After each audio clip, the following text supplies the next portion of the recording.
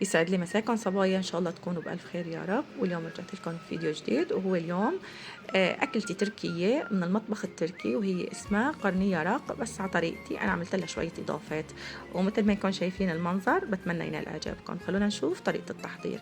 انا هون عندي كيلو صدر فروج، حطيت له معلقه ملح وشويه خل، وعبيته عليه مي، وحطيته على الزيت ينقع شوي. وانا بهالاثناء رح احضر الباذنجان. انا هون عندي كيلوين باذنجان مثل ما انكم شايفين، من هاد الكبار اللي بيسوى، يعني مثلا بدي اعبي قلبه حشوه يسع كتير منيح مثل ما انكم شايفين.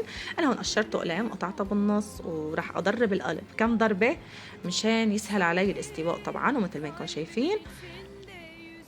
وانا هون بهالاثناء رح احط شويه زيت بلدي وادهنهم كتير منيح. رح ادهن الباذنجانات كتير منيح.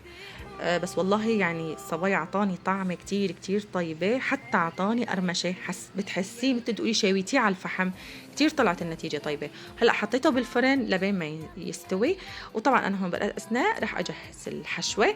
أنا هون عندي قلت لكم كيلو صدر، حطيت له شويه زيت بلدي وراح اقليه طبعا بدون اي شيء. ومثل ما خبرتكم انا للصدر ما بحط له ملح لحتى ما اخسر المي اللي فيه والعصاره اللي فيه، لانه هو لحاله ناشف، واذا نحط له ملح ونخسر هالعصاره اللي فيه فجد رح يصير يغصص. بس انت وقت بتعمليه بهالطريقه فهو رح يضل محافظ على المي اللي فيه والطراوه اللي فيه. انا هون بعد ما قليت الصدر شوي، طبعا انا هون عندي 3 بصلات مقشرتهم جوانح، حطيتهم قليتهم 5 دقائق ورجعت. كان عندي قرنين فلفل حمر وقرنين فلفل خضر كمان جوانح، كمان حطيتهم وقليتهم 5 دقائق. هون انا كان عندي 3 بندورات مقشرتهم ناعم وفارمتهم. وكمان هون طبعا قليتهم كتير منيح. وهلا اجى دور الملح، نص معلقة ملح ومعلقة فلفلة حمراء ونص معلقة بهار. وطبعا رح أخليهم هيك يتقلوا عم يتمهلوا لبين ما تنشف المي.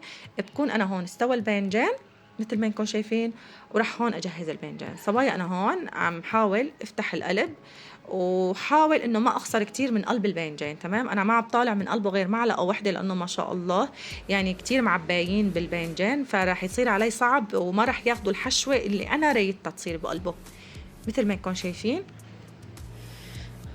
وهلا انا جبت طبعا الحشوه وعبيتهم وقد ما قدرت. يعني شو بتحبي تدعميهم، بتحبي لا، بس انا جد كتير حبيت ادعمهم، لانه التبله طلعت كتير كتير، الحشوه طلعت كتير طيبه مثل ما انكم شايفين بهالشكل.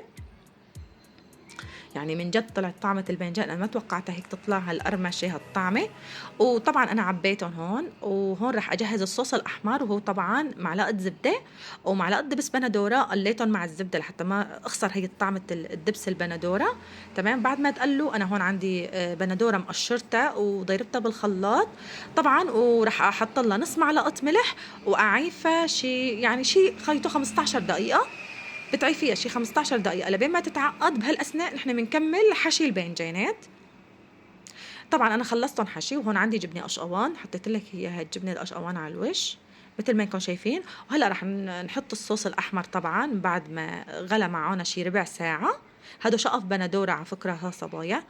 وطبعا شعلنا الفرن على 170 وحطيناهم مدة 15 دقيقة مو أكتر لبين ما دابت عنا الجبنة مثل ما انكم شايفين أخذت هاللون.